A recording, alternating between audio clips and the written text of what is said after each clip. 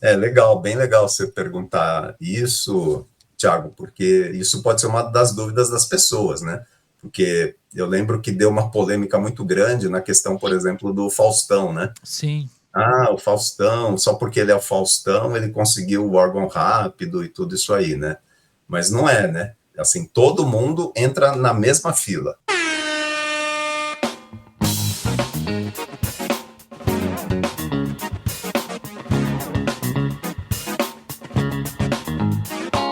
Salve, salve, jovenzinhos e jovenzinhas! Está começando mais um Corrida on Demand. Sejam todos muito bem-vindos, eu sou o Thiago, seu anfitrião, e comigo sempre ele, senhor André Padilha, palmas! Salve, salve, jovens! Boa noite! Mais uma live, hoje aquela live especial, aquela que a gente gosta de falar de números. É isso aí, hoje tem números, tem estatística, tem informação relevante, tem informação muito séria, porque conosco está aqui mais uma vez. Eu acho que o Dr. Edson já entrou pro nosso clube de sócios, porque é o primeiro Sim. integrante que volta pela terceira vez aqui no programa. Palmas, Dr. Edson Aracaki da BTX, palmas! Doutor Edson já pode pedir música Já viu? pode pedir música. Já veio 3 vezes. Doutor Edson, daqui uns dias vai chegar na sua casa já a camiseta do canal e um crachazinho de membro. Membro VIP já entrou para nossa classe de membros aqui. Seja bem-vindo, Dr. Edson, mais uma vez. Dr. Edson que esteve com a gente aqui no programa 39, no programa 41, quando nós estávamos falando da corrida pela doação de órgãos. Foi quando a gente entrou nesse assunto. E mais uma vez a gente tem a alegria de te receber aqui. Então, doutor, fica à vontade para se apresentar, mandar um oi aí. Fica à vontade, o espaço tá aberto para você agora. Legal. Boa noite, Thiago. Boa noite, André. Bom, vou cobrar a camiseta então, né? Já que já tô nessa situação, então... Agora, vamos Muito anotar os legal, endereços então. depois aí. Ô, Thiago, acho que a gente tá prometendo muita camisa, É hein, amigo? verdade. Camisa, boné, caneca, crachá. Rapaz, precisamos fazer uma parceria com uma empresa de camisa e caneca, viu? Por Porque daqui falar a nisso, pouco... estamos abertos, apoiadores, para camisetas, bonés. Você que tem uma fábrica, você que tem uma empresa aí, você que tem uma assessoria de corrida, que quer ver a sua marca aqui vinculada aqui no Corredor Demand, manda mensagem pra gente. Estamos abertos, Boa. precisamos da sua ajuda, fale com a gente. É sério, estamos abertos. Mas, doutor Edson, fica à vontade aí, manda um oi pra galera. Legal. Não, boa noite, pessoal. Boa noite aí os corredores, né? O pessoal que pratica um esporte, uma atividade física. E aí, lógico, né? Também já falando aí, eu acho que seria super legal mesmo ter apoiadores que patrocinam esse tipo de atividade, né? De iniciativa, porque isso aqui nós estamos falando de patrocinar saúde, né? Então, eu acho que vale a pena mesmo, né? Então, assim, boa noite. Eu acho que é muito importante esse trabalho que vocês fazem, ainda mais quando vocês abrem esse espaço para que pessoas, né, de áreas diferentes, e tipo agora, né, que nós estamos falando um pouco de transplante e doação de órgãos, pessoas possam vir aqui e falar um pouco sobre esses temas que eu acho que são tão importantes para a discussão da sociedade, né? Então, assim, de novo, quero agradecer vocês, né, a oportunidade de estar aqui mais uma vez falando nisso, né? Eu acho que a frequência da comunicação é super importante para que temas como esse realmente possam ser mais difundidos, né? Então, acho que a doação de órgãos e o transplante, né, são temas que merecem estar aí em discussão pela sociedade, né? Acho que a doação pela solidariedade, pela generosidade que ela provoca, né? E eu acho que o mundo precisa disso, né? E o transplante pela chance, né? Quer dizer, a pessoa que recebeu um transplante, assim como eu, tem a chance de realmente ter uma nova oportunidade na vida, né? De poder contribuir para a sociedade, de fazer coisas, de realizar os sonhos, né? Então, por isso que eu acho que são temas que valem a pena a gente estar discutindo e, né, agradecer vocês aí essa oportunidade de estar aqui falando disso. É isso aí, tamo junto, a gente sempre tenta se envolver, doutor Edson, nessas causas, porque a gente entende que é relevante, já que a gente tem essa oportunidade de abrir uma live, de gravar um podcast para falar sobre o assunto de corrida, que é um assunto que a gente gosta, que a gente ama, que é o esporte, que é a prática da atividade física, por que não colaborar de alguma forma, né? Então, o que a gente conseguir ajudar a espalhar essa informação, a conscientizar pessoas, a gente já falou isso outras vezes, até pro Ricardo também, que já esteve aqui com a gente, pode contar com a gente, o que a gente puder ajudar, qualquer sugestão de pauta aí que for necessário falar, pode dar um toque pra gente, a gente tá aqui para realmente ajudar e espalhar essa informação, né? A conclusão que a gente chegou já com os 2 programas anteriores é que a gente precisa falar, espalhar essa informação, trazer quebrar tabus, né? Para que outras pessoas virem a chavinha, né? Quem pensa contra a doação, enfim, a gente vai falar bastante sobre isso nesse programa, mas que o objetivo sempre desse tipo de assunto que a gente traz aqui é para você que está assistindo, você que está ouvindo, se conscientizar o quanto você pode ajudar uma vida, né? Seja, de repente, hoje você não está numa situação, mas a gente nunca sabe o dia de amanhã, né? E pegando esse gancho, a gente queria, para quem está escutando agora a primeira vez, para quem chegou no Corredor do Emen agora, para quem não ouviu os 2 programas anteriores, esses 2 programas, o link estará aqui na descrição, tanto no YouTube quanto em podcast. Eu queria que você, doutor Edson, falasse um pouquinho de como aconteceu a sua história, para quem está chegando aqui pela primeira vez nesse programa, e aí depois a gente quer saber mais também sobre a questão da fila de doação, como é que tá, como é que não tá, números, que o nosso parceiro André gosta de números. Gosto de números. Sabe, uma informação, doutor Edson, que eu não lembro se foi na live 39 ou na 41, eu acho que foi até o senhor que comentou, e isso me marcou muito. Para quem está ouvindo aí, ouve essa de novo. É muito mais fácil a gente precisar de uma doação do que eu ser um doador compatível. Então, olha a importância de você ser um doador. É mais fácil você precisar de uma doação do que você ser um doador compatível, né, doutor? É isso mesmo, André. Essa informação, por quê? Porque, na verdade, a população vem envelhecendo, né, de maneira geral, né? Tá aí os dados do IBGE que não deixam a gente mentir, né? Até 2000... se eu não me engano, 2050, né, nós já vamos ter a população quase que 30% em cada faixa etária aí, né, dos considerados idosos, né, dos adultos jovens e dos mais jovens, né, então vai ser uma divisão grande. Então, assim, a população está envelhecendo e com isso também as doenças crônicas vão se manifestando, né, e tendo doença crônica, a chance de você ter alguma coisa que possa cometer um órgão aí, que de repente você possa precisar do transplante, realmente as chances vão aumentando, né? Então, Sem contar também, doutora, a qualidade de vida que a gente tem hoje, né? Porque as pessoas estão muito mais conectadas em telas, a questão da prática da atividade física também, você já tá mais acostumado a ficar sentado, o sedentarismo também é muito forte, a gente ouve falar isso muito lá na faculdade. Então são vários fatores que podem trazer, já que nós estamos com essa prospecção de um Brasil mais velho daqui a alguns anos, então isso consequentemente acaba trazendo muitos fatores de saúde.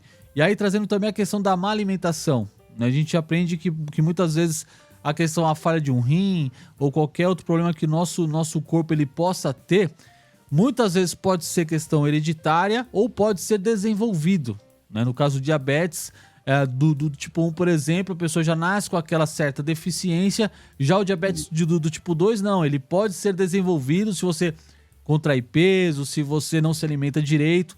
Então a gente tem que começar a pensar em ter uma melhor qualidade de vida sempre, né? E pedir a Deus aí que as pessoas que a gente consiga zerar essa fila de transplantes que a gente tem aí, pessoas que estão na fila, né, esperando o transplante. E também pense em ter uma melhor qualidade de vida, né? O senhor, como doutor, eu não vou conseguir falar gastro e o resto eu não vou conseguir falar, doutor. A gente sempre chama o doutor Edson de doutor Edson, mas a gente nunca deu espaço para ele falar da especialidade dele, né? Então, conta um pouquinho dessa sua história, doutor, também, da medicina. O que o senhor faz na medicina? Gastro e o resto eu não vou nem me arriscar a falar. Não, nem é difícil, é gastroenterologista. Aí, então, ó, não é difícil. Não é tão difícil. Mas você tem razão, Tiago, assim, as condições de saúde, né, elas são multifatoriais, né? Então, realmente tem um componente aí genético, né? Pode ter um componente genético, né? Mas o ambiente acaba influenciando muito mesmo, né? O ambiente, as condições de atividade física, né? Como é que você se comporta em termos de hábitos, tudo isso pode influenciar muito. Aliás, tem um dado que eu acho que é bem interessante, né? Que se chama os determinantes sociais de saúde. E nessa questão dos determinantes sociais de saúde, tem um pesquisador americano que fala que o seu CEP, o seu endereço, ele é mais importante do que o seu código genético. Na verdade, isso faz sentido nos Estados Unidos, né? Porque ele fala o seu código postal, que é o seu zip code, né? Então, o seu código postal, que é o seu CEP, ele é mais relevante na sua função de saúde do que o seu código genético. Então, o código onde você mora, ele impacta mais a sua saúde do que o seu código genético, né? Isso tanto é verdade que mesmo aqui em São Paulo, por exemplo, você sabe que a expectativa de vida, dependendo do bairro onde você mora, é diferente, né? Sim. A expectativa de vida nos Jardins gira aí em torno de 80 anos, se eu não me engano. E a expectativa de vida nas periferias de São Paulo parece que está em torno de 63 anos. Isso. Então, olha a diferença de expectativa de vida só porque o bairro onde você mora. E lógico que aí tem a ver com violência, né, com as medidas sanitárias do local e tudo isso aí, né? E acesso à saúde, né? E quanto mais afastado, esse número ele vai aumentando, é assim mesmo. Então, assim, a influência do meio ambiente na sua saúde é muito relevante, né? E aí, assim, só voltando na pergunta que você falou, né? No meu caso, foi genético, né? Então, assim, eu tive uma nefropatia, que se chama nefropatia de Berger, que é uma condição genética, né? E que isso foi deteriorando a minha situação, a situação do meu rim, né? Foi comprometendo ao longo dos anos aí a questão, né, de funcionamento do meu rim, né? E ele foi perdendo função ao longo do tempo, né? Então, o meu diagnóstico foi quando eu ainda estava na faculdade, né? Então, eu era muito novo, né? Então, nessa fase da vida, quando você é novo, né?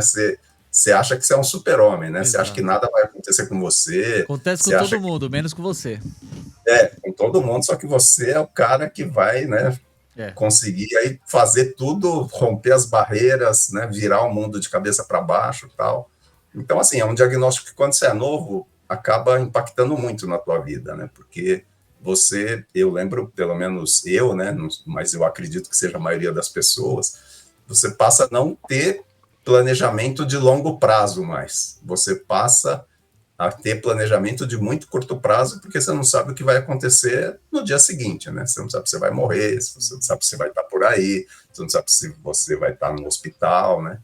Então, assim, muda muito, então, a maneira como você encara a vida, né? Muda, lógico, né? A maneira das tuas prioridades, né? O que você considera importante ou não. E isso vai, né? Quanto mais você vai ficando nessa situação, mais isso vai impactando a tua vida, né? E do diagnóstico até o meu transplante, foram 20 anos, né? Então, Caramba. Assim, em 20 anos, eu fui... sei lá, né? Eu costumo falar que assim, eu estava morrendo a cada dia, né? Então, a cada dia eu morria um pouquinho, né? Porque o seu rim vai piorando, a sua função vai piorando. Só que o corpo humano, né? Vocês que estão aí na atividade física, vocês sabem disso, né? O corpo humano é um negócio fantástico, né? Ele tem uma capacidade de se adaptar ferrada, né? Então, algumas vezes você está muito mal, mas você compensa de alguma outra forma, tal, né? Na corrida isso é muito evidente, né? Algumas vezes você está ali correndo, você já está no finalzinho, você não tem mais, acha que você não tem mais gás, mas você vê a pegada, você, vou dar um sprint aí, você vai. Você não sabe de onde você tirou, né? Então o corpo humano ele é muito resiliente, né? O corpo humano é uma coisa que se adapta facilmente, né? E ele se adapta a situações ruins também, né? Então você vai ficando ruim, o corpo humano vai se adaptando. E então assim, eu ia perdendo a minha capacidade física, né? Eu ia ficando mais fraco, perdi massa muscular, você emagrece, não sei o quê, mas você vai tocando a vida, né? Você acha que as coisas são daquele jeito mesmo, né? Até que com 40 e poucos anos eu realmente minha capacidade renal tinha acabado, né? Eu ia precisar ir para hemodiálise, né? Fazer diálise, porque meu rim tinha parado de funcionar. Mas aí, né? Ainda bem, né? Eu tenho uma irmã que era compatível, 100% de compatibilidade comigo, né? E ela doou o rim dela para mim, né? Então, assim, isso aí é uma coisa que, sei lá, a gente nunca, não tem palavras, não tem como, né, você expressar nisso em palavras, né? Porque, assim, imagina alguém tirar alguma coisa dela, de dentro dela, e dar para você, né? Ô, doutor Edson, mas na época, por que demorou 20 anos? Só para me entender, quem está nos ouvindo também, na época era mais difícil fazer transplante, porque Não, o doador estava dentro de casa, foi sua irmã, não, né? então, é porque assim, André, Hum, fizeram o diagnóstico da minha doença, só que eu ainda não tinha nenhuma repercussão clínica da, hum, da doença, e meu rim funcionava ainda, né? O rim, ele vai parando de funcionar aos poucos, né? Quer dizer, no meu caso foi aos poucos, né? Tem situações que o rim pode parar de funcionar mais abruptamente, né? entendi. Então, assim, então como eu ainda tinha o rim funcionante, ele foi funcionante durante esses 20 anos, até que um momento ele parou de funcionar, né? E aí, nesse momento que o senhor precisou de um transplante e até fazer o transplante, foi um curto prazo de tempo, então. Não, porque aí quando o rim para de funcionar, né, aí você precisa ou transplantar, ou você vai porque eles chamam de terapia substitutiva, né, alternativa, né, que é você vai para a máquina de hemodiálise, e a máquina de hemodiálise faz a função do rim, né?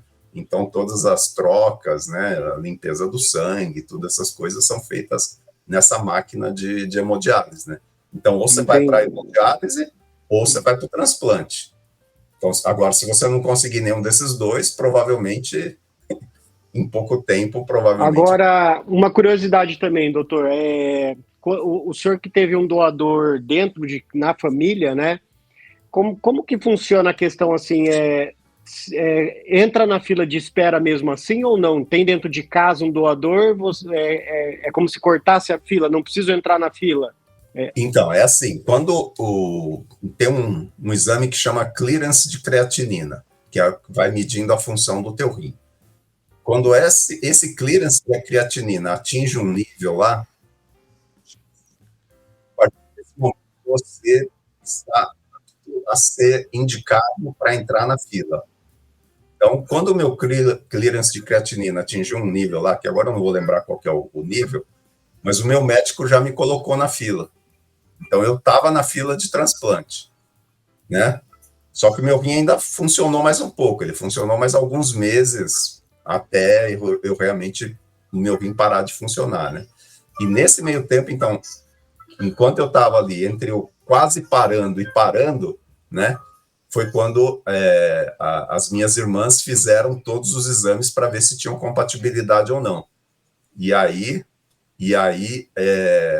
uma delas deu 100% compatível, e aí eu fiz o transplante, né? Então, assim, eu estava na fila, porque se caso não tivesse compatibilidade, aí eu já estava na fila, né? Eu já tinha entrado na fila, mas aí eu iria provavelmente fazer diálise e esperar o meu rim fazendo diálise, né?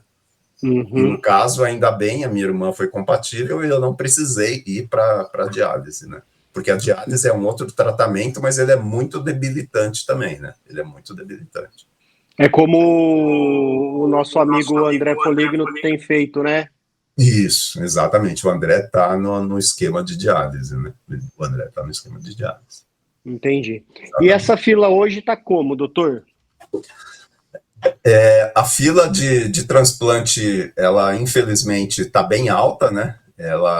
Os números aí da Associação Brasileira de Transplante de Órgãos, que é a BTO, fala que essa fila já está batendo aí as 60 mil pessoas na fila esperando um órgão, né? O rim é o órgão que tem mais demanda, né? Então tem muito mais gente na fila de órgãos de rim, né? E esse aumento, né, desse número aí que chegou a 60, ele aconteceu muito em função da pandemia, André. Então, a pandemia lá atrás, né, por conta da pandemia, né, foram 2 anos em que todo o sistema de saúde do país viveu em função da Covid, né? Então, muita coisa deixou de ser feita, inclusive os transplantes, né? Então, o transplante praticamente, assim, não digo que acabou, mas diminuiu muito, né? Os transplantes na época da pandemia, e diminuíram muito os doadores também na época da Covid, né? Porque como não dava para testar todo mundo, você não sabia se a pessoa tinha Covid ou não, então também não podia fazer a doação, né? Por conta de não saber se a pessoa tinha Covid ou não.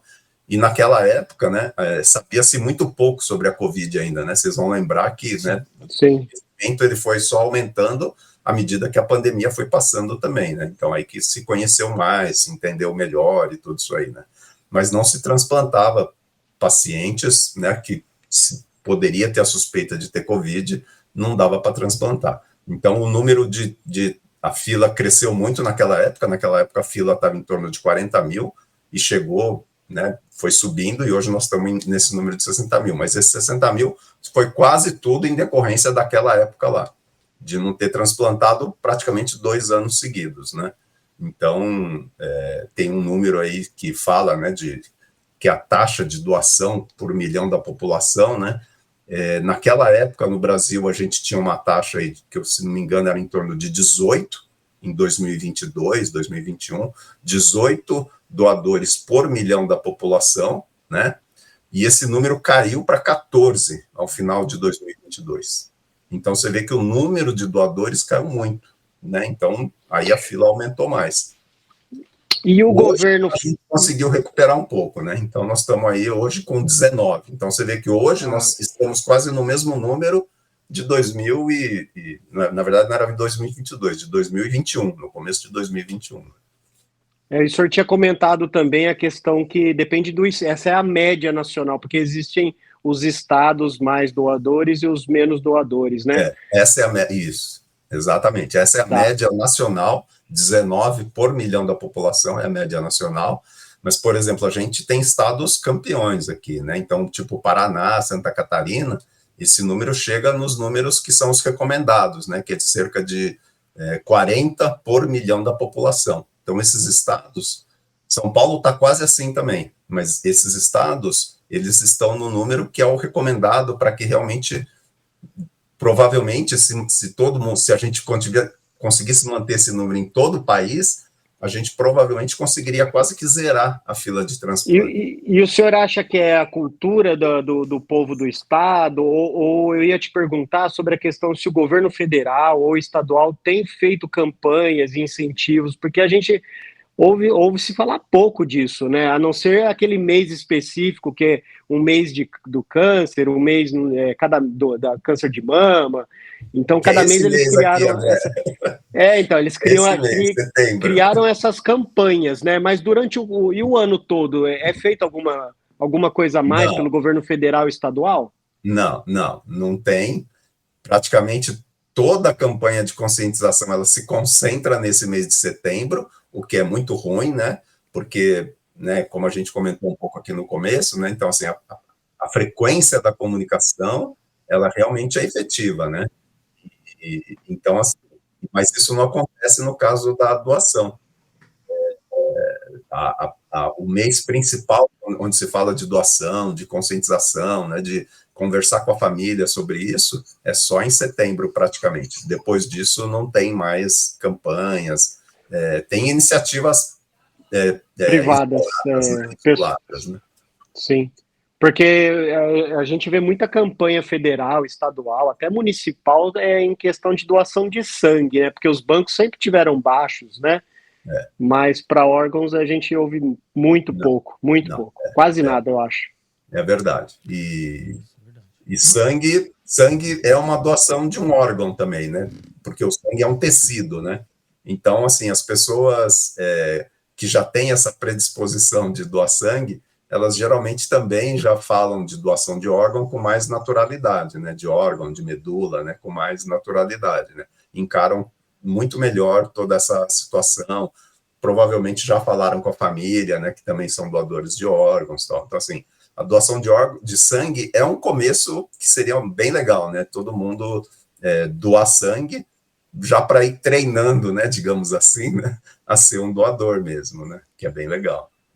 Isso é muito importante. Já fica esse gancho para a gente poder conversar com o pessoal, para que até para os nossos políticos, né, já que a gente está gravando esse programa aqui em uma época de eleição estadual, municipal, né? Que a gente precisa continuar falando isso. A gente vem de uma pandemia onde a fila cresceu pra caramba. Óbvio, foi uma situação que a gente nunca imaginava viver. Então, não adianta querer culpar governo ou sistema de saúde, porque o mundo não estava preparado para aquilo. Só que as vidas, elas continuam, né, doutor? As vidas, elas continuam. Quem precisava de um transplante, né? Muitos continuam esperando, outros não conseguiram, infelizmente. A gente não pode deixar de falar disso. Então a gente sabe que em setembro, por exemplo, eu não sabia, foi uma informação que eu tive com o acontecimento da corrida, e aí a gente começou a procurar, trazer informação, por isso que até a gente tem batido muito nessa tecla nesses últimos tempos, e a gente vê pouca informação. A galera que poderia falar mais não fala. Então o que eu posso já deixar de recado nesse primeiro período do programa, para você que está escutando, para você que está ouvindo, procure informação, posto de saúde, procure informação com aí onde você mora, procure conhecer pessoas que passaram por esse processo, para você entender o quanto isso é importante e o quanto é necessário, caso você pense contrário à doação de órgãos, o quanto isso é importante, porque hoje a gente está conversando com o Dr. Edson aqui, porque a irmã dele teve essa generosidade, que é uma gratidão que não se tem tamanho, para poder ter esse ato de amor e doou o seu rim, e enfim, e hoje ele está aqui para poder contar a história. Nós estivemos em setembro, agora no dia 1º de setembro, na 3ª edição da Corrida pela Doação de Órgãos, conversamos com muita gente ali, que só estava ali porque alguém teve essa generosidade tão grande que permitiu que outras pessoas continuassem a viver. Muitas não estiveram ali porque, enfim, coisas que acontecem na vida, que estamos todos sujeitos, mas outras pessoas tiveram essa generosidade que doou. Então, eu já quero aproveitar esse tempo aqui no programa para poder falar com você que pensa o contrário. Ouça esse programa até o final, porque a gente vai trazer mais informações dessa necessidade, dessa realidade, para que você pense diferente. Para você que tem esse desejo de se tornar um doador, de ser um doador, seja em vida, seja após a sua vida, você converse com sua família, converse com seus amigos, converse com seu esposo, com a sua esposa, enfim, com a pessoa que você mora junto, porque a gente não tem, a verdade a única certeza que nós temos é que nós não temos o controle de nada. O Dr. Edson deu um pequeno exemplo aqui do caso dele, de um período dessa enfermidade que foi se estendendo por anos, poderia ter sido imediato. A gente não tem o controle, essa que é a realidade. Então, se você hoje pode conversar com alguém, eu quero ser, eu já falei para minha esposa, o dia que eu morrer, se puder aproveitar alguma coisa, deixe esvaziar a carcaça, não tem problema. O importante é saber que de alguma forma alguém continua vivo. Acho que isso é o gesto de amor, o gesto de generosidade, talvez um dos mais importantes que alguém pode fazer. A gente fala muito de doação, de doar, fazer caridade, disso e aquilo, mas se esquece de falar sobre doar órgãos. O André acabou de comentar sobre a questão de doação de sangue. A gente fala muito de doação de sangue. Às vezes o pessoal pensa na doação de sangue porque vai ganhar um dia de atestado, porque vai ganhar um pãozinho com manteiga lá. E o sentido não tem que ser esse, né? O sentido tem que ser muito maior. E, doutor, para a gente poder entender um pouco mais essa parte do transplante, hoje, no Brasil, você tem algum tipo de ranking, por exemplo? Hoje nós temos mais necessidades de coração, mais necessidade de rim. Como é que a gente consegue dimensionar isso? Ou é bem difícil para a gente poder dimensionar, para ter uma noção de números, assim, como o André que gosta de números aí? Eu gosto de números. Sem dúvida, tem uma demanda muito grande por córnea. Se pegar desses 60 mil, né, uma grande parte, a maioria é córnea, né? Em segundo lugar é rim, depois é fígado, e aí depois vem ali, né, praticamente quase na mesma demanda, coração, pulmão, pâncreas, né? Aí intestino já é muito pouco e tal, mas sem dúvida córnea, rim e fígado, né? Esses são os 3 órgãos que mais se transplanta no Brasil e no mundo, né? O Brasil, inclusive, é o 4º maior transplantador de rim e de fígado no mundo. Então, assim, o programa de transplante do Brasil, ele é muito, muito forte, né? Ele é muito sólido, né? Mas você vê que mesmo transplantando bastante, né?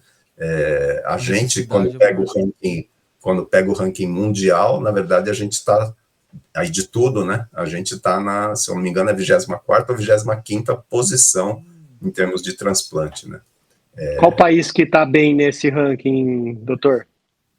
Se eu não me engano, é Espanha e Estados Unidos são os 2 primeiros. Então, assim, e eles têm aquela taxa de doação que se mantém ali acima de 40 doadores por milhão da população, né? Que a espera acaba sendo aquela espera pequena de 2 meses, né? O senhor comentou, né? Exatamente. Eles falam que fila 0 é quando a pessoa espera no máximo 2 meses para receber um órgão. Mas, doutor, eu acho que, eu vou falar assim, eu lembro quando eu era assim, criança, o pessoal tinha um mito, né, eu não quero ser doador, porque se eu um dia for para o hospital, entre a vida e a morte, eles não vão tentar salvar, porque eles vão tirar meus órgãos. Então, ainda existe esse mito? Então, acho que isso é uma das coisas que a gente precisa conversar, né? Esse é um dos temas, né? É um tema até estranho de falar, chato, né? Porque é bem delicado, né? Um tema da delicado. ética médica, né? Eu acho que sempre que uma pessoa chegar no hospital, eles vão fazer de tudo para tentar salvar, né? Exatamente. Eu acho que, bom, tem uma lei do transplante, né? Que é uma lei de 97, que acho que é 4343. Essa lei, entre várias coisas que ela definiu, né, todo o arcabouço do programa de transplante, mas essa lei também definiu a proibição de comercialização de órgãos. Então, assim, lógico, eticamente já não era possível, né, por questões éticas, mas por questões legais também não é possível. Então, assim, não existe isso de alguém tirar um órgão não sei aonde e depois ir lá tentar vender. Não existe, porque isso é proibido, né, tanto do ponto de vista ético, mas é proibido do ponto de vista legal também. Então, se alguém for pego comercializando órgãos, isso dá cadeia mesmo, né? Isso aí não tem nem o que discutir, né?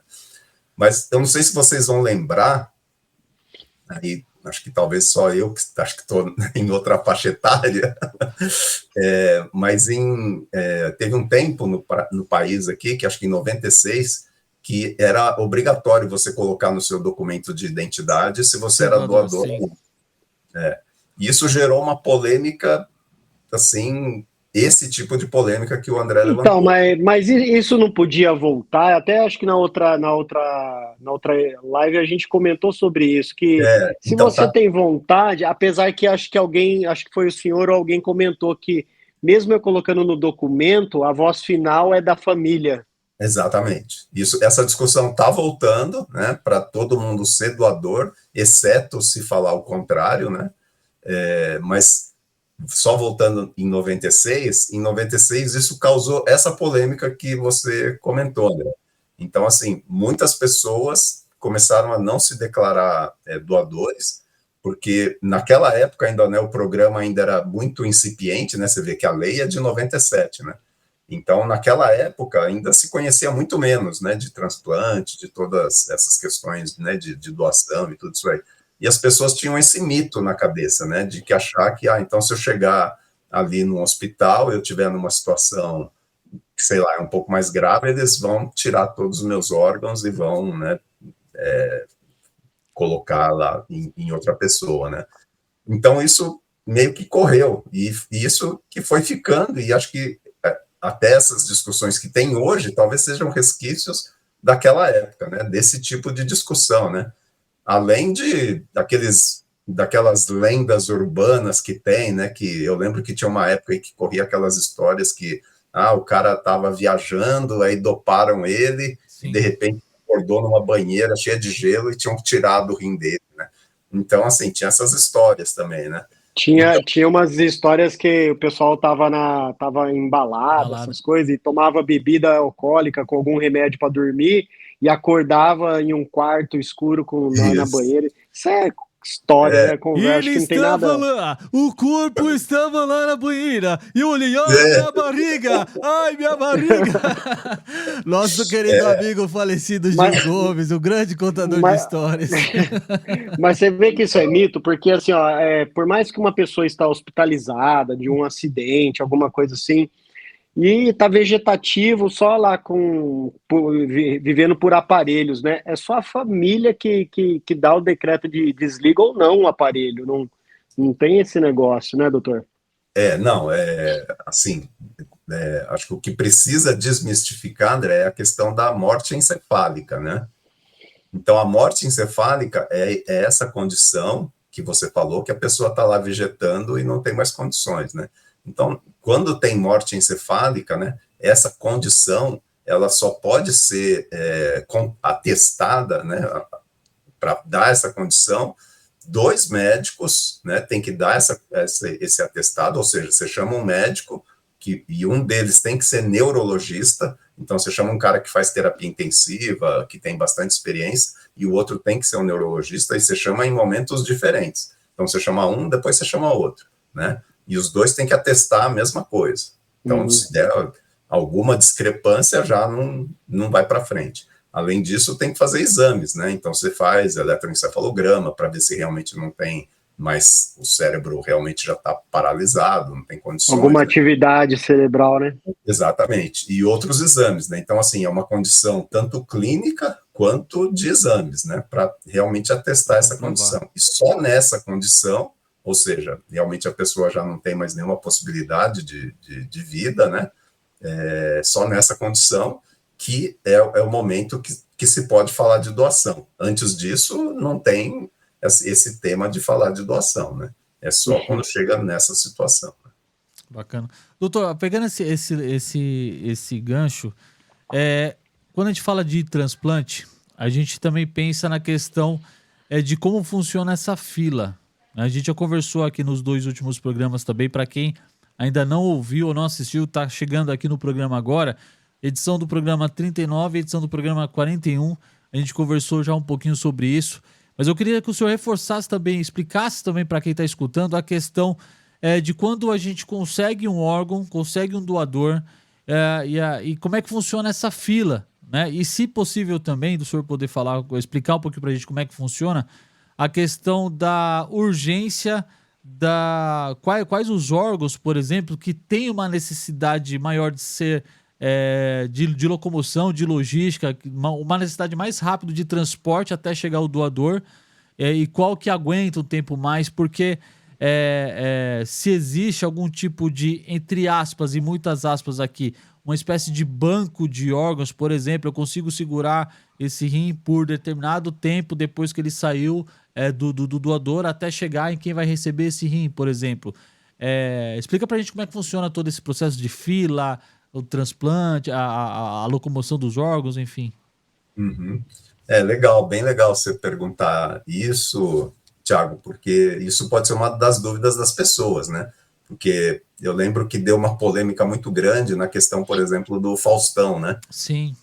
O Faustão, só porque ele é o Faustão, ele conseguiu o órgão rápido e tudo isso aí, né? Mas não é, né? Assim, todo mundo entra na mesma fila. Então, tem a fila lá, é a fila, né? A fila do... É uma fila nacional, doutor? É uma fila nacional. Então, hoje, por exemplo, se eu tivesse na fila hoje e eu tenho um número, eu entro lá no SUS e eu sei exatamente qual é a minha posição na fila. A sua senha. Então assim, você entrando lá, você sabe em que posição que você está e você pode ir acompanhando isso, né? Então, assim, é uma coisa bem transparente mesmo, para, né, todo mundo que está na fila. E eu acredito que seja desesperador, né? Quando você precisa precisa para a vida e você pega uma senha, número... Imagina o desespero. Esse é o problema. Mas então, ela é uma fila nacional, então seu número está lá dentro dessa fila nacional. Só que em cada estado tem a central estadual de transplante. E você, por exemplo, se você é de São Paulo, você tem a fila lá total, né? Mas dentro do estado você também está ranqueado ali dentro das pessoas dentro do estado. E isso por quê? Porque tem essa questão, por exemplo, que o Thiago levantou, né? Por exemplo, do órgão, né? Surgiu um doador em Manaus. Quem que é o primeiro da fila do rim? O primeiro da fila do rim, ele está lá em Porto Alegre.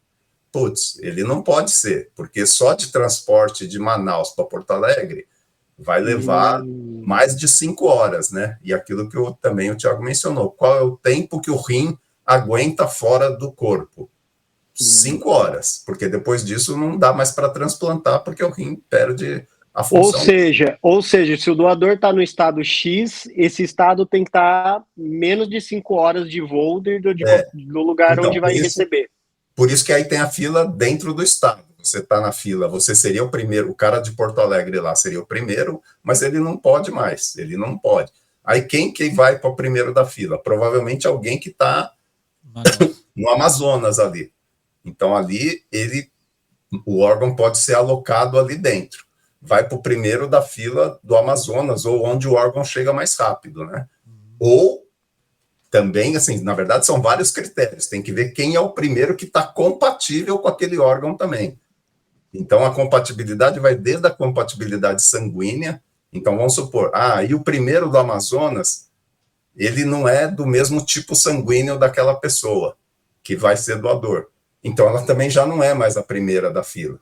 Aí, vai para o segundo, então, ou vai para o primeiro do estado mais perto. Então, aí que começa ver onde esse órgão pode ser aproveitado da melhor maneira possível, né? Mas sempre atendendo essa fila, né? Então, vai da distância, vai da compatibilidade, e compatibilidade é a compatibilidade sanguínea, mas a compatibilidade histológica. Histológica é tecidual, né? Então, eles fazem todos os marcadores ali para que a pessoa não tenha rejeição desse órgão, né? Quem recebe esse órgão não rejeite ele, né? Então, assim, são vários os critérios para você poder fazer rapidamente essa análise e chegar no doador ideal. Então, vocês veem que é um processo, quando dispara que tem um doador, vocês veem que toda uma cadeia tem que trabalhar para tentar achar o melhor doador possível, né? E isso dispara para todo mundo, então, né? Então, vocês veem que assim, a complexidade desse sistema, né? Porque aí tanto a equipe de doação já tem que estar pronta para fazer essa captação, então ela tem que ir para lá, né? E já tem que saber para onde vai levar. Então, assim... É uma corrida contra o tempo, né?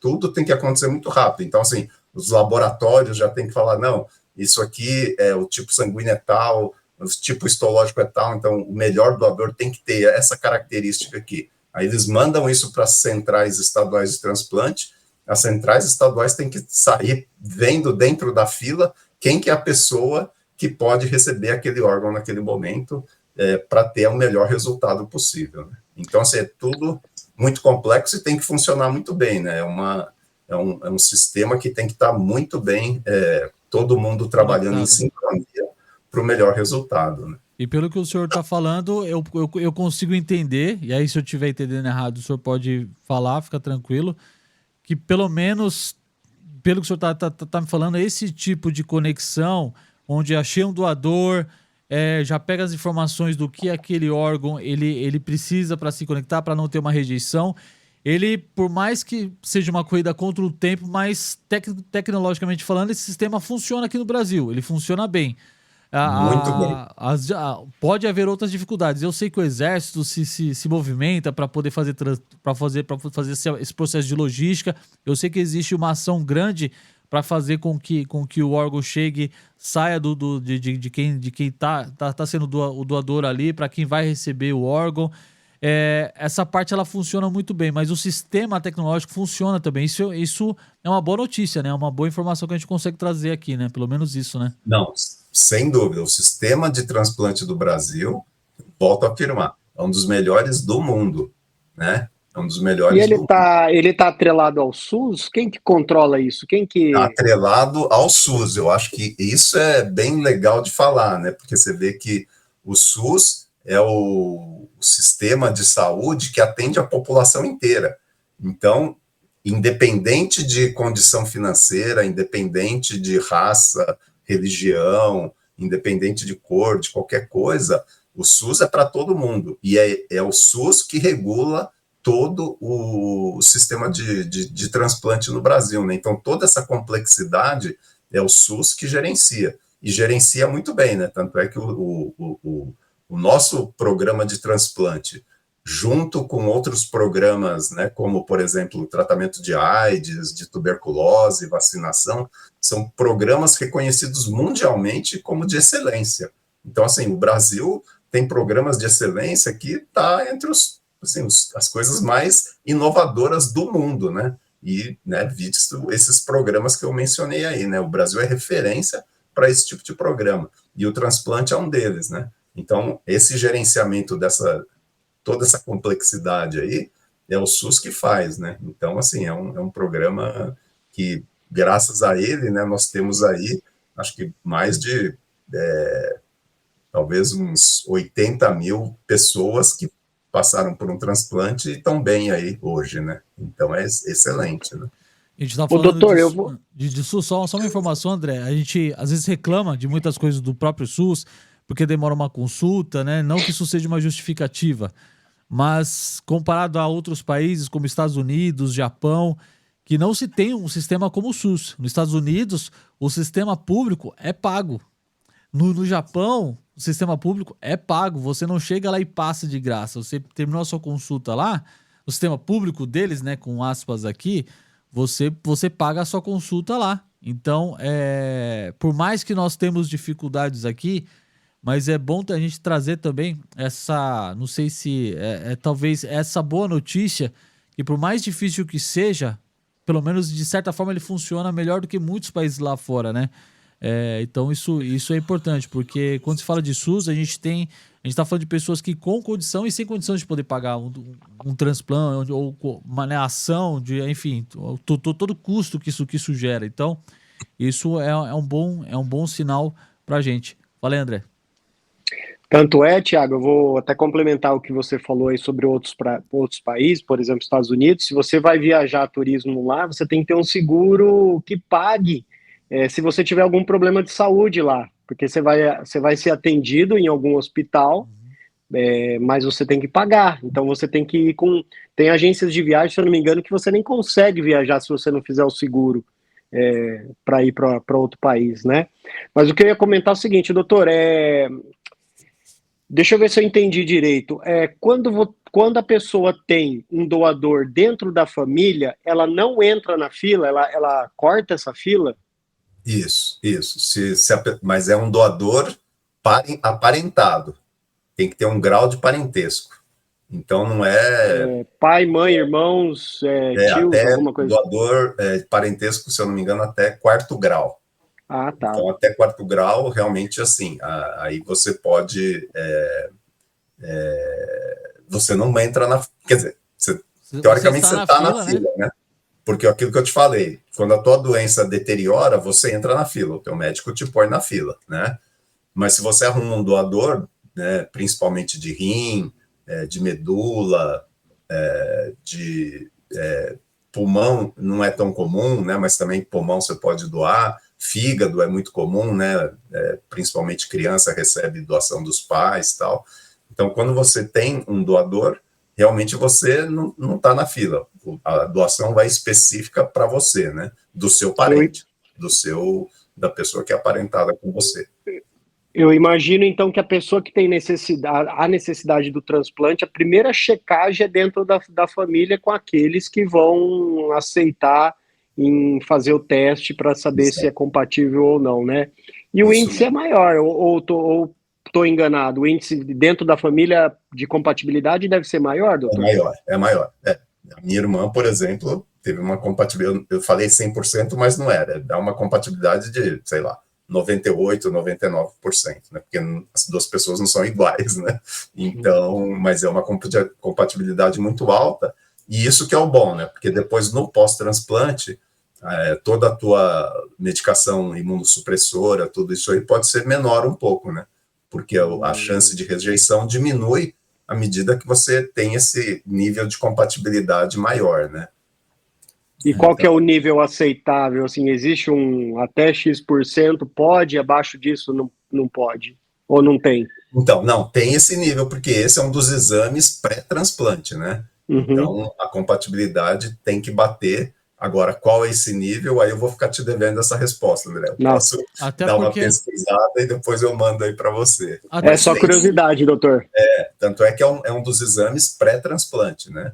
O nível de compatibilidade. Então, se não for compatível, aí não faz o transplante, né? Porque senão a chance de rejeição é muito maior. Grande. Já logo no pós-operatório imediato, né? Até porque também a rejeição, ela pode acontecer a qualquer nível também, né? Então, é importante a gente falar, porque o risco ela vai ter em qualquer situação, né? Por mais compatível que seja, o nosso organismo é uma caixinha de surpresas que a cada dia os cientistas descobrem mais uma coisa, mais um detalhe enfim, mas é importante a gente tomar essa decisão, a gente ter essa escolha. Vamos bater de novo nessa tecla aqui para que você realmente se torne um doador, para que você ajude que outras histórias continuem sendo escritas, né? Esse é o nosso desejo. Mas, doutor, o senhor vai ter que voltar aqui mais vezes para falar sobre esse assunto, porque a gente sempre tem pergunta e eu quero ouvir mais um pouco também, porque além de você nos ajudar, né, nos elucidar com tanta informação que é relevante, a gente sabe que se atualiza todo dia, o senhor também é presidente da Associação Brasileira de Transplantados, é isso? E como é que funciona isso? Quando começou a BTX? A gente já falou um pouquinho dela nos 2 programas, mas aqui o senhor tem tempo aí para poder falar mais dele. Como é que funciona? Eu sei que a pessoa ela recebeu o transplante, dá para fazer um monte de coisa, né? A pessoa não fica lá, né? A pessoa consegue retomar a vida, o senhor faz um monte de coisa aí, joga tênis. Eu também joguei o tênis esses dias, mas a minha esposa brigou comigo porque caiu no... Conta um pouquinho pra gente aí como é que funciona essa associação, a importância de existir uma associação. Conta um pouquinho dessa história aí pra gente. Legal. É bem legal porque, assim, a nossa associação começou em função do esporte também, né? Então, em função de estimular a atividade física, né? Então, é bem legal isso, porque a gente vê o esporte e a atividade física como uma maneira de fazer a reinserção do transplantado na sociedade, né? Então, assim, só mais um número aí para o André, então. Só mais um número é o seguinte, na associação, a gente fez um estudo, né? E cerca de 57% das pessoas após o transplante não conseguem voltar a trabalhar. 57%. E é um número alto, né? Sim. Então, se você pensar que a taxa de desemprego no Brasil hoje está em torno de 6%, não é isso? Né? 6% de desemprego, hoje a gente está num ritmo grande e tal, e uma taxa grande de desemprego que é considerada no país é 14%, né? Vocês vão lembrar que na época ali, logo depois da pandemia, estava toda aquela crise, não sei o quê, o desemprego está alto, ninguém está conseguindo trabalhar. Qual que era a taxa de desemprego? 14% naquele momento. E entre os transplantados, 57% é a taxa de desemprego do transplantado. Então, esse é um problema muito sério, né? Porque você faz o transplante, né? Você volta a ter uma capacidade plena de trabalho, né? Né? Vocês que foram lá na corrida viram as pessoas, né? Todo mundo fazendo atividade física, todo mundo apto, todo mundo querendo fazer alguma coisa, mas ninguém consegue voltar ao trabalho. 57% não voltam a trabalhar. Então, assim, a associação surgiu muito em função disso, né? De tentar mostrar, né, que através do esporte a pessoa está apta, né? Se ela está apta a praticar um esporte, ela está apta. apta a fazer qualquer outra atividade, né? A trabalhar de qualquer outra forma, né? De ter suas atividades, porque também está aí no imaginário das pessoas que quem faz um transplante, putz, tem que ficar ali em casa, não pode fazer muita coisa, tem que ficar, né, preso, né, numa bolha, né? Acho que até tinha um filme, né, do menino da bolha, não sei o quê, né, que acho que, não sei nem se não era um transplantado, era um imunossuprimido, mas é que como o transplantado tem que tomar medicação, todo mundo acha que ele tem que ficar numa redoma mesmo, né? Não pode fazer. Né? Então, o esporte, a gente começou a associação justamente nesse sentido, né, de vamos mostrar para as pessoas que quem passou por um transplante tem total capacidade, plena capacidade de fazer qualquer coisa, né? Então, a associação surgiu em 2017 com esse intuito, né, de promover as atividades esportivas, né? É que aí foi passando os anos e a gente viu que, na verdade, tem outras demandas do transplantado, né? E aí um outro número, né, já, né, do porquê que a gente teve que ter outras frentes de atuação. Então, por exemplo, 60% dos transplantados não tem uma fonte de renda. 60%, né? Porque é bem lógico, né? Porque 57% não consegue trabalhar, né? É porque eles têm que fazer alguma outra coisa, né? Mas 60% não tem uma fonte de renda. Então, tem uma distribuição lá, muitos deles conseguem um auxílio por aposentadoria, por invalidez, alguma coisa assim, um benefício continuado, alguma coisa assim, mas 60% não tem nem esse tipo de benefício. Então, a outra coisa que a gente viu é que, por exemplo, a gente precisa lutar por políticas públicas, né, que possam dar algum amparo para o transplantado, né? Então, essa foi uma questão, né? Então, a gente já apresentou 2 projetos de leis, né, para tentar fazer com que o transplantado tenha algum amparo legal também, né, em função dessa falta de emprego e tudo isso. Então, uma das coisas que a gente propõe é uma situação de cota até para o transplantado, né, em questão de emprego, né, e o outro pilar de atuação é justamente falar de doação de órgãos para aumentar, né, a conscientização sobre a doação de órgãos, né. Então, a gente tem 3 pilares básicos de atuação, que é a doação, lutar por políticas públicas e a atividade física e o esporte como uma maneira de reinserir o transplantado aí na sociedade, né. Bacana. Então já fica esse recado também. Atenção você, senhor empresário, que tem essa cabeça pequena, que não contrata alguém porque sofreu, porque graças a Deus que passou por um transplante, né? Tá ali continuando a vida continua, a pessoa tá apta para poder trabalhar. Então, é mais uma informação que também não se é falado, né? Então, isso é bem legal ter noção desses números, né? Já que o André gosta de números aí. Então, o André é nosso numerólogo do programa aqui. Então, não, mas eu falo, Thiago, eu falo em números, assim, é legal nesse assunto falar a proporção, porque a gente não tem uma ideia da dimensão do negócio. E quando você põe um número, uma porcentagem, você começa a visualizar a grandeza né, do negócio, né? E a necessidade de se conversar sobre isso, né? Então, isso só reforça, né? Essa necessidade e obrigação da gente trazer sempre esse assunto à tona. Mas e aí, eu tô sabendo que tem mais coisas aí, que teve jogos, como é que a galera transplantada começou a reagir a essa questão dos esportes aí, doutor Edson? Compartilha, eu sei que teve campeonatos interplanetários, espaciais, outras galáxias, e aí, como é que foi? Conta um pouquinho dessa história esportiva aí, que às vezes vai que tem alguém que passou por um transplante e tá lá, assim, olhando pro céu, porque eu não posso fazer mais nada. Não!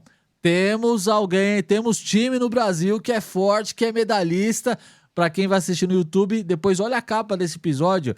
Tem lá fotos e mais fotos ali, bem legal.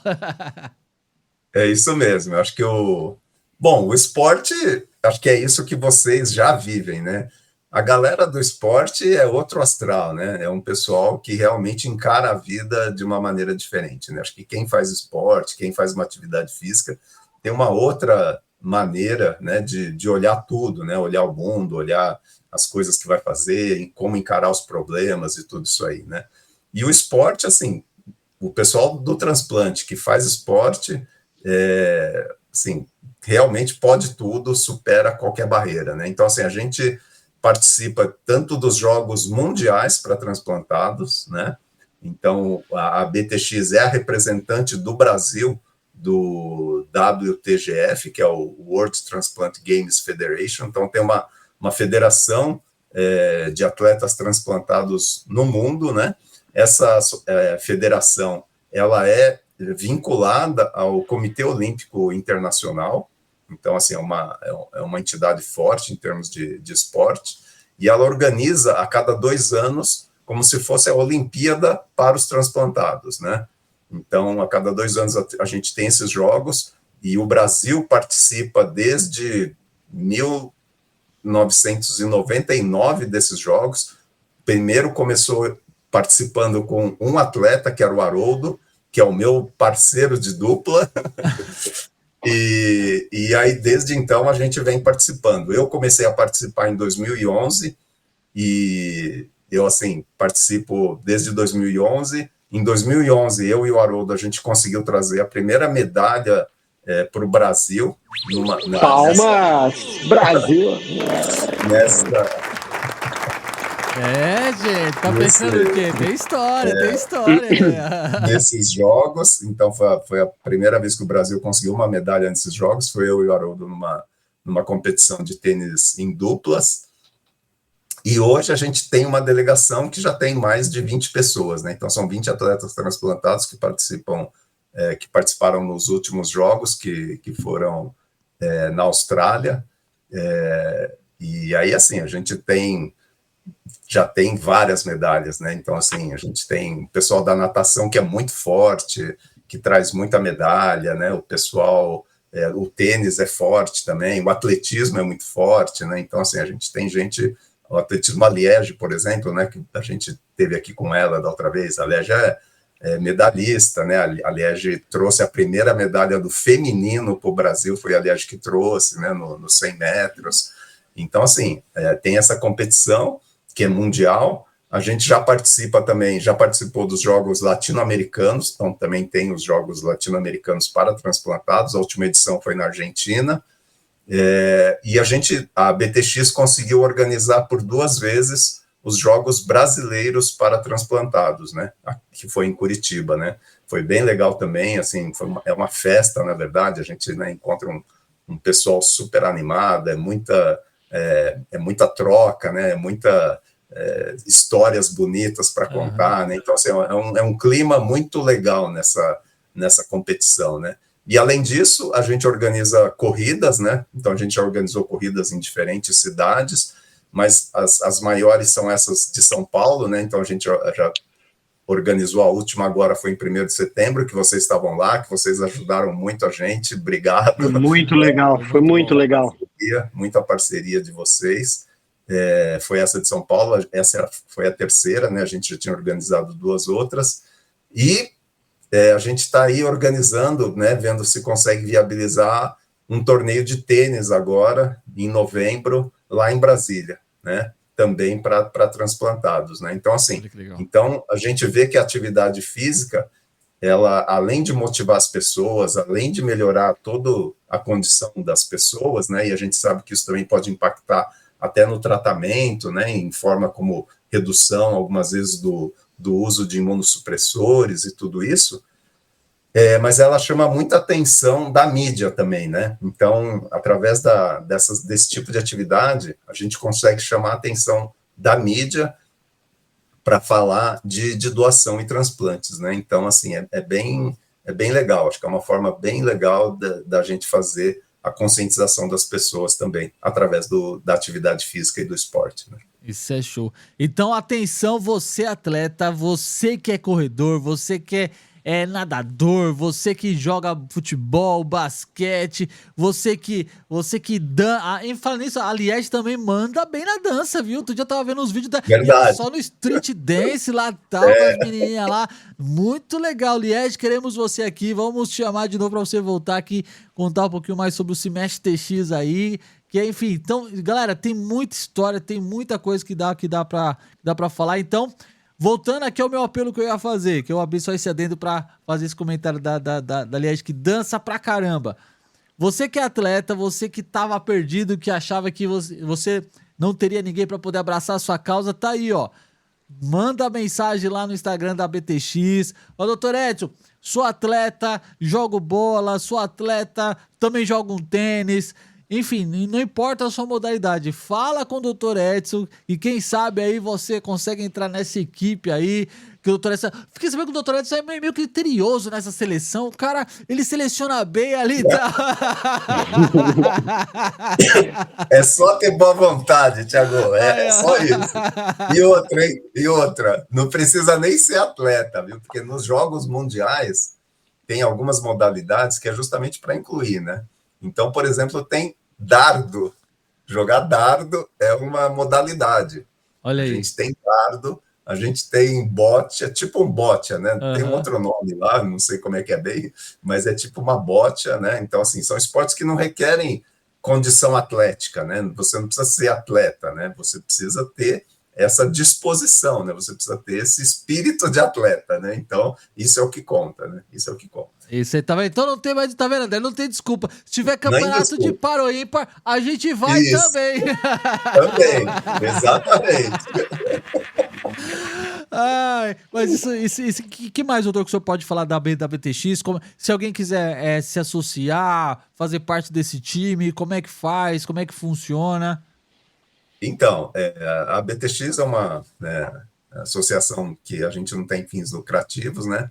Então, se a pessoa quiser se associar, é só ir lá, preencher o cadastro e se associar, né? Então, assim, a gente acha importante ter esse cadastro, né? Então, hoje a gente tem mais ou menos quase 8 mil pessoas cadastradas na BTX, e isso é importante como um meio de comunicação até, né? A gente ter, por exemplo, se a gente quiser fazer pesquisa, se a gente quiser levantamentos, né? Esses números, por exemplo, que eu passei para o André, muito vieram das pesquisas que a gente conseguiu fazer dentro do cadastro da BTX, né? Então, são informações do transplante que até então não se tinha, né? Não se sabia, né?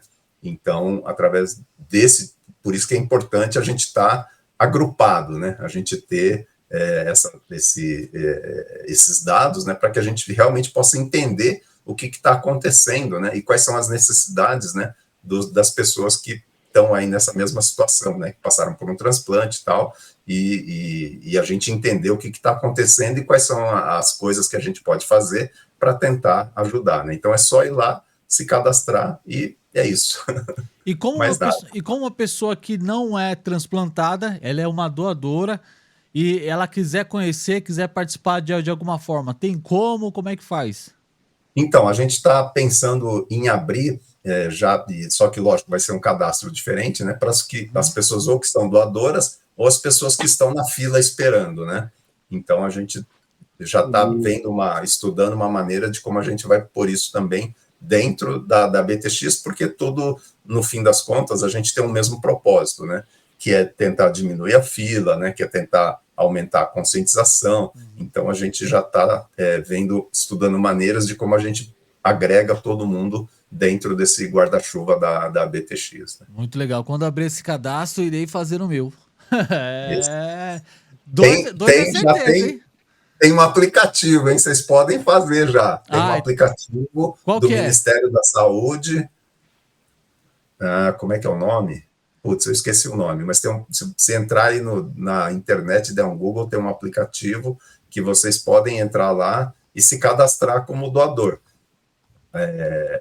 É um cadastro que se faz, o nome, inclusive, vai para cartório, você registra em cartório essa vontade, mas sem dúvida, né, no final ainda a família vai ter um peso, né, na decisão, mas pelo menos você já expressou a sua vontade de doar, né? E está definido. Para não ficar aquela dúvida, mas será que ele queria, não queria? Então a gente já deixa isso registrado em cartório, avisa a família, porque aí na dúvida já acabou a dúvida. Exatamente. Só vai depender do aval final da família, que ela já vai saber a sua intenção de doar, né? Isso mesmo, André, é isso mesmo. Porque se realmente algumas vezes as pessoas ficam na dúvida, né? Porque o momento é muito triste, né? Dá para entender, né? Que é um momento delicado, né? Então, de decidir isso nesse momento de luto, né? Isso, exatamente. Então, assim, se a pessoa já decidiu lá atrás, a gente fica um pouco mais tranquilo, né? Um pouco, né? Se eu achei certo aqui, é o aplicativo Connect SUS. Se eu achei correto aqui, eu vou verificar essa informação aqui A gente pelo site do verifica e Ministério da Saúde até, e coloco na até, o, mo- descrição do post. Legal, até o legal. momento da edição aí, a hora que estiver editando, a gente coloca na descrição. Legal. Legal, É isso aí. legal. Bom, doutor Edson, eu vou deixar aí os minutos finais então para você agradecer, mandar beijo, abraço, fazer seu convite, enfim, fica à vontade, o microfone está nas suas mãos, é sempre um prazer enorme te receber aqui, você já é de casa, já vai ganhar o crachá aqui do nosso programa. No final vai pedir música. Enfim, fica à vontade, meu jovem. Não, legal. Bom, primeiro de tudo, né, eu queria agradecer vocês, né, porque vocês foram super parceiros, né, então, assim, nessa divulgação, vocês estiveram lá na corrida, eu vi vocês ali entrevistando as pessoas, né, então, assim, muito legal, eu acho que é isso que a gente precisa, né, de pessoas que realmente se disponham e realmente ajam, né, que tenham essa atitude, né, de ajudar na divulgação da doação de órgãos, né? Obrigado mesmo, disso que eu acho que a gente precisa, porque isso, na verdade, não reflete só essa questão de engajamento, né? Reflete aquilo que a gente comentou um pouco no começo, que é a solidariedade, né? Reflete isso que eu acho que está faltando muito na humanidade hoje, né? Nas pessoas, tal, que é a humanidade, né? Hoje todo mundo é muito individualista, né? A gente pensa muito só no nosso mundo, né? Você vê que hoje todas as facilidades do mundo fazem com que a gente fique cada vez mais individualista, individualizado, né? A gente não sai de casa nem para pedir comida, você não quer falar com ninguém, você meio que se basta, né? E não é assim, né? Quando você está numa situação difícil, você vê que você precisa de apoio, de ajuda, né?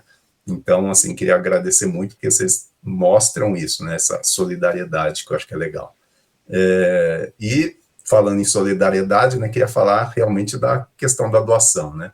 Então, né, as pessoas que estão aí, que vão assistir, que acompanham, né? Conversar disso, né? E conversar quer dizer assim, pô, posso conversar com alguém que eu conheço, mas também posso pedir informação, vai atrás de informação, né? Procure saber, pegue fontes realmente confiáveis de informação, né? Que pode ser o Ministério da Saúde, o site deles explica bastante coisa, pode ser a BTO, que é a organização médica que cuida disso, pode ser a BTX, né? Que é de pacientes. Procure conversar com as pessoas, né? Que possam realmente dar informações que vão ajudar você a esclarecer as suas dúvidas, né? Mas conversem disso, né? Conversem, porque eu acho que esse é um tema que provoca outras coisas, né? Provoca outros tipos de conversas que, no fim das contas, assim, as pessoas podem evoluir, né? Como ser humano com conversas desse tipo, né? Então, realmente falar de doação, conversar, procurar saber, procurar entender, procurar tirar as dúvidas, né? Sobre doação, né? E terceiro, assim, só aí as pessoas, né, que estão ligadas aí no canal, praticar atividade física mesmo, né, porque eu acho que isso melhora muito o humor de todo mundo, né, e eu acho que o que a gente precisa é de gente bem-humorada, né, gente que dá risada, gente que, né, consegue encarar a vida com mais leveza, né. Então, muito obrigado, acho que, assim, bem legal o que vocês estão fazendo aí. É isso aí. Palmas pro nosso convidado. Palmas, palmas, palmas. Eu tenho o seguinte lema, doutor. O meu sonho é ser igual aos meus boletos. Vencedor sempre, sempre, sempre, sempre, sempre. É isso aí. Essa é minha meta de vida, ser igual aos meus boletos. Esse Thiago. Não falha nunca, né? Não tem falha. Vence todos, ele só é minha meta de vida. Andrezão, fica à vontade aí pra deixar suas últimas palavras. Você que está de viagem, né, meu jovem? Você que está aí.